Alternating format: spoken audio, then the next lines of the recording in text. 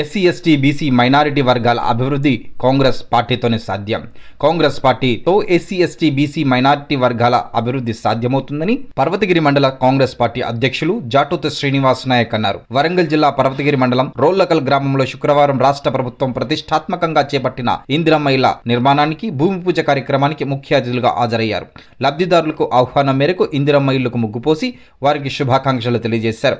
ఈ సందర్భంగా మాట్లాడుతూ ప్రజాప్రభుత్వం పేదవాడి సొంతి నెరవేర్చడమే లక్ష్యంగా పనిచేస్తుంది. ఆనాడు ఉమ్మడి ఆంధ్రప్రదేశ్ రాష్ట్రంలో కాంగ్రెస్ ప్రభుత్వం ముఖ్యమంత్రి వైఎస్ రాజశేఖర రెడ్డి ఉమ్మడి ఆంధ్రప్రదేశ్ రాష్ట్రంలో ఇందిరమ్మ ఇల్లు ఇచ్చి ప్రతి పేదవాడి సొంతింటి కలను నెరవేర్చాడు.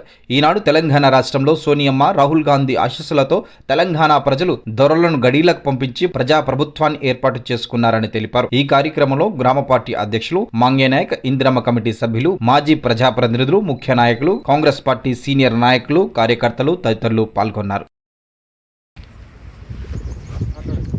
ఈరోజు పర్వతగిరి మండలంలోని ఉర్లకల్ గ్రామం తండాలో ఇందిరమ్మ ఇల్లు పోసే కార్యక్రమంలో జరుగుతూ ఉన్నది.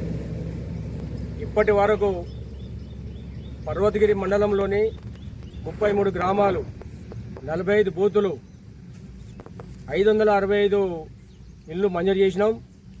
ఈ ప్రజాప్రభుత్వంలో అనేక మంది ఎస్సీ ఎస్టీ బీసీ మైనార్టీ వర్గాలకు ఇలా సంక్షేమ పథకాలు ఇస్తున్నదంటే అది కేవలం కాంగ్రెస్ పార్టీ ద్వారా సాధ్యం.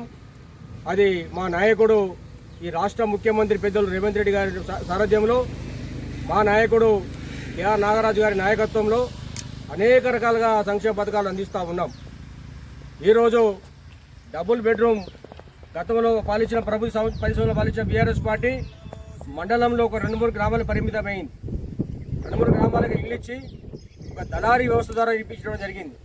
కానీ మా ప్రజాప్రభుత్వంలో మా నాయకుడు కేఆర్ నాగరాజు గారి నాయకత్వంలో దళారీ వ్యవస్థ లేకుండానే నేరుగా అర్హుల దగ్గరికి సంక్షేమ పథకాలను తీసుకుపోయి ఇచ్చే బాధ్యత మా కాంగ్రెస్ పార్టీ స్నేహితులు, మా కాంగ్రెస్ పార్టీ నాయకులు, అధికారులు అయితే పెద్ద ఎత్తున వారు ప్రతిరోజు కూడా ఎవరైతే లబ్ధిదారులు ఉంటారో వారిని సర్వే చేసి, ఎవరి అర్హుల్లో వారు సర్వే చేసి సంక్షేమ పదాలు ఇచ్చే విధంగా అధికారులు చాలా బ్రహ్మాండంగా పనిచేస్తూ ఉన్నారు.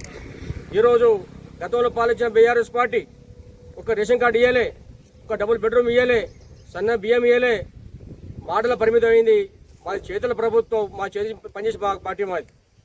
ఇవాళ మా నాయకుడు రేవంత్ రెడ్డి గారు ఎన్ని ఇబ్బందులున్నా కూడా ఇవాళ రైతాంగాన్ని ఆదుకున్నది.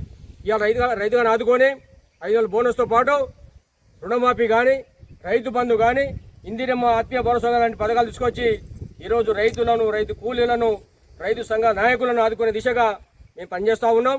రాబోయే రోజుల్లో కూడా మరింత అభివృద్ధి చేసి ఈ ప్రాంత అభివృద్ధి కోసం మా నాయకుడు ఆర్నిశ పనిచేస్తూ ఉన్నాడు. మేము కూడా ఆయన అడుగులు నడుచుకుంటూ దళారీ వ్యవస్థ లేకుంటేనే ప్రతి అర్హునికి సంక్షేమ పదాలు అంచే విధంగా మేమందరం బాధ్యత తీసుకుంటాం.